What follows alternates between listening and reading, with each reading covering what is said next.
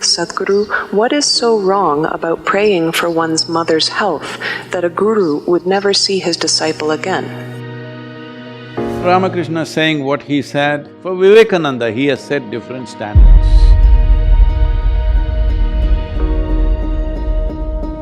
If Vivekananda had prayed for what he thought he wanted, so Ramakrishna is setting up a trajectory for a projectile that he's shooting.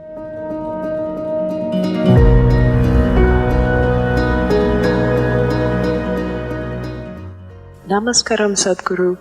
You have told us a beautiful story of Swami Vivekananda and Ramakrishna Paramhansa.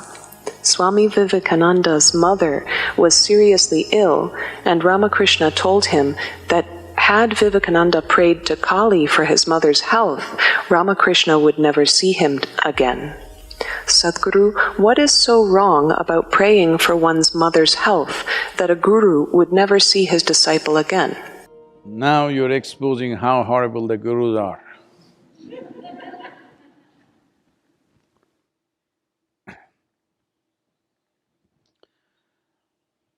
See, there are many aspects to our life.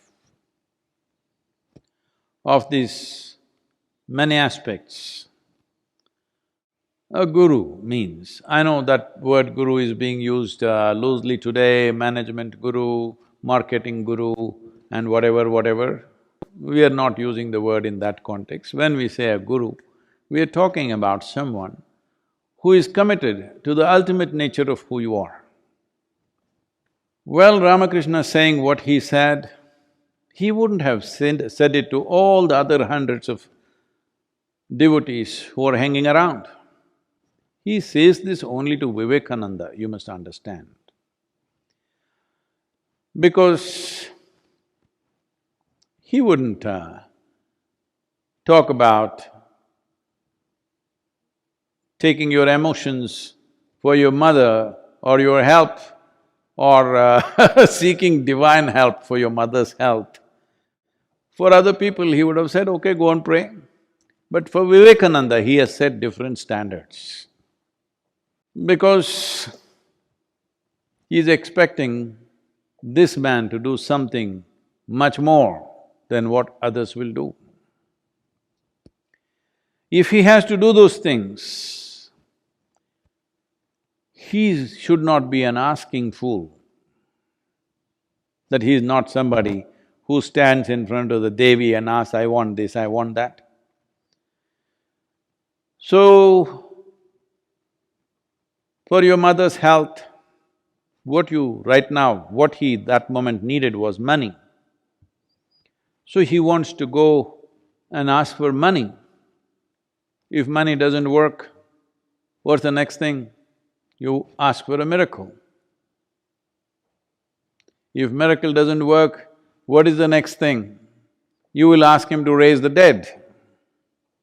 Well, Ramakrishna knows the progression of human mind. Initially, you will say, my mother should be healthy, but she fell ill. Then you will say, I should have the money to get her treated. It didn't work. Then you want a miracle. Simply like that, she became well. Didn't work, she died. Then you want to raise the dead. So Ramakrishna, in one moment, he's seeing through this nature. And above all, he is looking at… he's preparing Vivekananda to be his instrument. And he wants a fine instrument, not a crusty one. So, preparing his instrument, is it more important than Vivekananda's mother? This is not one against the other. But see, today even you, here in United States, know who was Ramakrishna's guru. Do you know his father's name? Do you know his mother's name? Do you know his uncle, his brother? You know only his guru's name. Because for Vivekananda, Ramakrishna has become his dharma. He breeds him. But now, social pressure, he is falling back. Should the guru allow him to fall him back or push him forward? This is the question you're asking. Well, if I was Vivekananda, I want to be pushed forward, not fall back upon my emotions. And anyway, if money could save her life, I'm sure Ramakrishna would have provided something. But you're seeking divine help? No, no, no. This is something all of you must understand. This has happened a few times around me also, that you initiate somebody into a powerful process, next thing is, they want to help their mother or their uncle or their close cousin, little. They want to make him pass examination because the fool has not studied properly. Or they want him to get a lottery. Or they want him to get miraculously sit up in the bed where he is dying. The moment they do that, they will shatter everything within themselves. If, I'm saying, this is a conjecture, if Vivekananda had prayed for what he thought he wanted, well, he would have become a psychological wreck. Absolutely. So it's Guru's business to see that that doesn't happen. But 21st century, very hard to make them listen. Vivekananda, 20th century, 19th. 19th century only there was so much trouble. You can imagine my troubles. People will go, sit in front of Devi and ask all kinds of things. Because they were doing it with Dhyanalinga, I put her up and say, okay, so you have another counter to ask all these things. Because wherever there is a phenomenal sense of energy which is propelling you forward at a certain space, then when you're moving at that speed, because you're concerned about the tree, you held the tree, your arm will go. You will lose something, it will shatter you, it will break you. So Ramakrishna is wanting him to be a rocket, and the rocket wants to do this. No, rocket trajectory is already set. You don't try to do this and that. That will be a disastrous rocket. So in that context, he is saying that if you had done this, it was finished between you and me because you were anyway a broken failure rocket, a failed rocket. Does anybody go and pick it up? You may be thinking it'll go to the moon and you fired it, but it went into the ocean. Does anybody go looking for it? No, it's finished, it's over, it's burnt up. So, in that context, Ramakrishna is saying, today, if you had done that, it was over because it would be not worth seeing you because you would be broken and you're gone. What do I do with a broken instrument? Today you have heard of Ramakrishna Paramahamsa because of Vivekananda. If that instrument was broken on that day, well, Ramakrishna's offering to the world would have gone completely waste. Well, I'm glad you didn't pick up Krishna, because Krishna said, when Arjuna said, I don't want to kill all these people, 100,000 men they're talking about. Krishna said, you must kill them, then you will realize. That is even a worse example, but that's the way it is. Because when you seek ultimate nature, when you seek the source of your existence, small things, arrangements in your existence doesn't mean anything. If it means something, you do something to somebody, not because it means something to me. Let me tell you this, today is Guru Purnima, I'll tell you, don't tell anybody, okay? Whatever I'm doing, serving food to people who are starving, free education that's going on to thousands of children, so health support, the health initiatives that are going on for people who are deprived of that, and planting trees, Kaveri, all this I'm doing because it means a lot to them, not because it means anything to me. If I close my eyes, I'm done with the world, with everybody. I'm talking not just about you or somebody, everybody, everybody, that means everybody. If I close my eyes, they're all gone, they're dead. But I do these things because it means so much to them. Without fulfilling those things, they will never even aspire for anything bigger. Right now somebody is hungry, are you going to talk to him about enlightenment? That'll be cruel. So we feed him, not because I get some great satisfaction in feeding him, no. I've always been saying, I have no satisfaction in anything that I do, including spiritual work. Whenever people ask me, Sadhguru, you must be having so much fulfillment seeing all these people joyful, blissful, what is my problem? They're joyful, blissful, miserable, what's my problem? I have no problem. Because they have a problem, I reach out. Because I didn't see them anything other than as myself, I reached out, that's all. But if I shut my eyes, I'm done.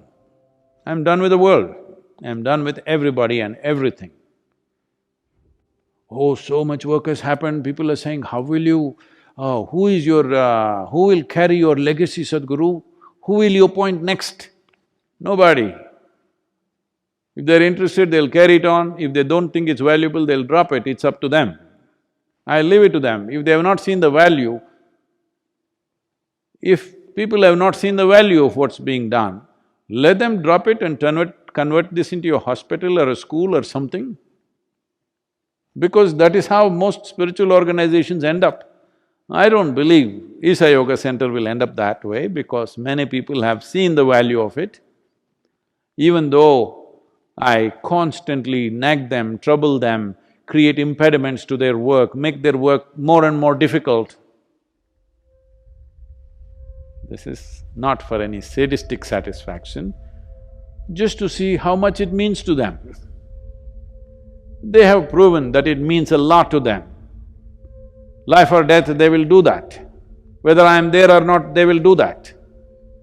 So, maybe not everybody, but a whole lot of them will do that.